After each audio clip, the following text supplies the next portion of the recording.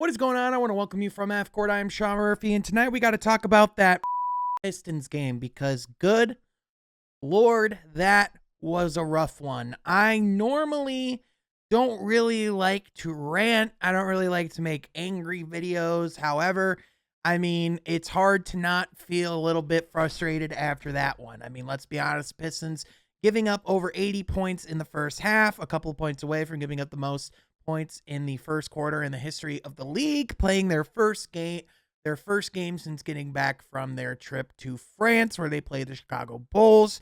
Their third rough defensive performance in a row and their worst defensive performance of the season, giving up 150 points to the Milwaukee Bucks at home. And at one point, almost shooting 70% throughout the entire first half, shooting 65% total through the first half, which that can't happen. And I understand that Killian Hayes is out of the lineup. I understand Isaiah Stewart was out of the lineup. I understand Cade Cunningham's been out of the lineup all year. I understand this is Jalen Duren's second game back. He's probably still dealing with soreness in his ankle. However, that was a pitiful defensive performance. To give up 30-plus points in all four quarters, to give up 49 points in the first quarter for the Bucks to jump out to a 10-point lead in the first 2 minutes of the game, for the Bucks to get to 28 points with 5.5 minutes played in the first quarter. It just can't happen. In this league, if a team is scoring over 50% in field goal percentage, that starts with effort. At a certain point, we can talk about everything on the defensive end where I think the team can get better. I think there's a lot of things with communication, with rotations, with, a lot of things schematically where I think the team could be better on the defensive end. Do not get me wrong. However, the defensive end starts with a sense of pride and waking up in the morning saying, you know what? That they are not scoring on me. They are not getting past me. They are not getting to the cup. A lot of people might think, they look at me and they say, oh, you've never dribbled a basketball in your life. That's not true. I played basketball growing up quite a bit. Defensive end is where I took a lot of my pride. And so for me, especially watching, the Pistons and, knowing what this team is built on, especially knowing that we are in this restoration and that this is such a glowing problem, specifically this team's lack of ability on the defensive end. Dave Bing said himself, tonight on the broadcast, one thing that disappoints me about this Pistons team is that they don't seem to know what the defensive end of the ball is. And listen, I don't know if this is something because I listen, I can see, let's not sugarcoat it. We all go on Twitter. I see everyone calling for people's jobs, Dwayne Casey's job, the coaching staff. There needs to be immediate change. And listen, I'm not going to come here tonight and defend Dwayne Casey. I think everyone's at fault for what happened there tonight. But I'm going to have a conversation because I don't think a coaching change is going to happen. So let's focus on what changes are coming down the pipeline, what I think does need to be focused on, and what, in my opinion, the rest of the season needs to be about. Because, quite frankly, when you have that type of defensive effort and you have that lack of defensive drive in your organization, it is like a virus. It's almost like a cancer that you need to isolate, you need to locate, and you need to eradicate. You need to figure out where that specifically is lying within the lineup. We need to figure out which players specifically on this team are good NBA players and which players on this team are Detroit Pistons, because there is a difference. If these guys are going to be coming out on a night-to-night basis, and I would say right now of the 15 players on the roster, we have 3 or 4 that are defensive-minded. I would say currently in our entire second unit, I would say we have one player, Hamidou Diallo, who's a defensive-focused player. It's obvious that we need better wing depth. We need better wing talent. Missing Jeremy Grant has been a glaring hole on this team in the sense of the void that he left and the fact that wasn't replaced as far as his athletic prowess, as far as what he brings on the defensive end. This Pistons team needs to get longer. This team needs to get more athletic. This team needs to get more versatile. This offseason and over the next course of the next few months, this team needs to get better. And I would say outside of Cade Cunningham, really just Cade. Every single person on this roster is auditioning for something. Even these rookies that are considered cornerstones of the franchise are solidifying their place in this league, solidifying their place in this franchise, solidifying their place in the lineup, solidifying what they can do, where they can potentially go, and how much the organization actually wants to invest in them going forward. I think Jaden Ivey's been a great player. I think he's done a lot of good things on the offensive end. One of the things Troy Weaver challenged him when coming into the organization was that he needed to be great on the defensive end, and he needs to be better on that end. Every single player on this team needs to be better. Jalen Duren, we talk about the prowess that he has and everything all the potential that he has on the defensive end. There were a lot of times tonight that I thought he could have made better attempts, whether it was on the perimeter, whether it was at the basket. There were a lot of times where Giannis, Brook Lopez, you name it, had easy looks beyond the arc, easy looks at the rim, easy looks anywhere they wanted it. The Bucks got what they wanted, and that's not going to cut it.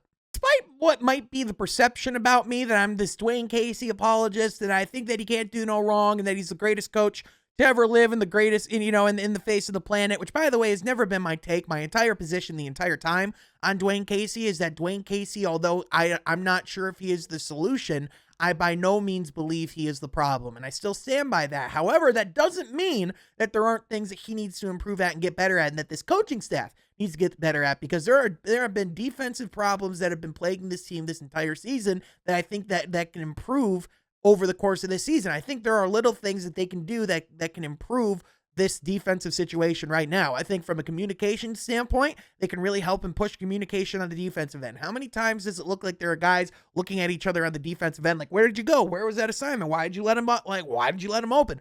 A lot of those issues and miscues come down to communication. How many times does it look like guys aren't talking when they're on the defensive end? It's one of my biggest frustrations anytime I just see a team when they're just quiet, when they're just stagnant, when they don't realize, hey, that's right, there are 5 people that are on a court together.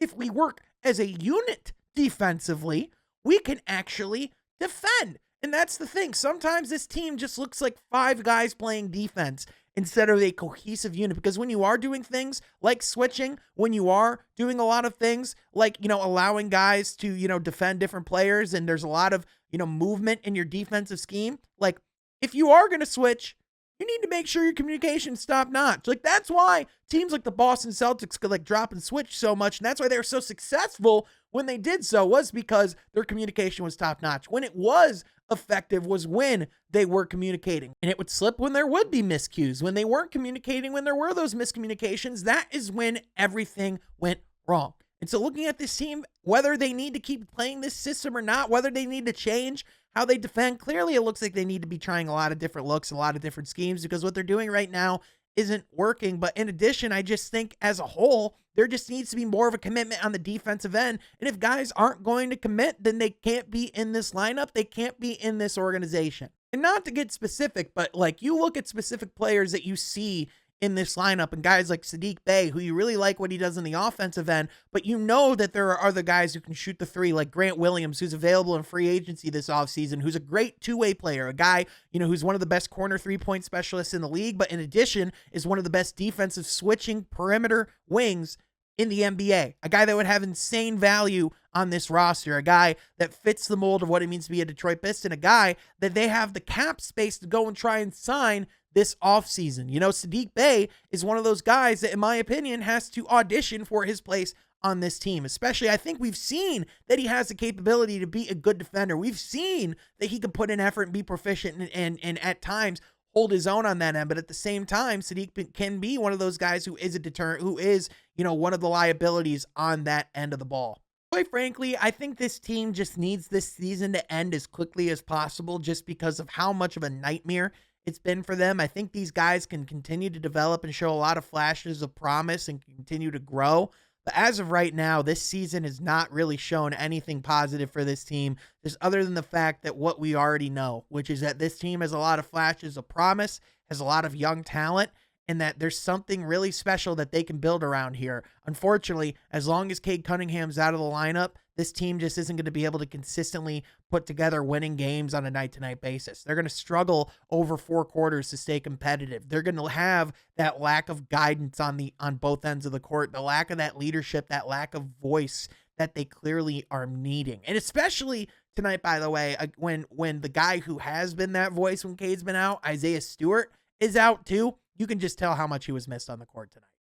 I also want to make the point that if we're going to have contention, if we are going to go at Dwayne Casey, I think it's also fair if we're going to, acknowledge and criticize what Dwayne Casey's done. It's fair to acknowledge and question and criticize things that Troy Weaver's done, because of the fact that even though I am a firm Troy Weaver believer, and I think that a lot of people in the Pistons sphere, in the Pistons world, are believers in what Troy Weaver has done, believes that the extension that he's got is well deserved, we also have to acknowledge the fact that he made decisions that made this roster not as competitive this season, so that we could have more cap space going into the following off seasons. He did choose to absorb the salaries of Nerlens Noel, of Alec Burks, of Kemba Walker, and ultimately get in a position where that salary defers to next offseason, but in addition, so that they could get the pick that ultimately allowed them to trade to get Jalen Duren. That is a decision that they made, and if Jalen Duren is ultimately one of their franchise bigs in the long term,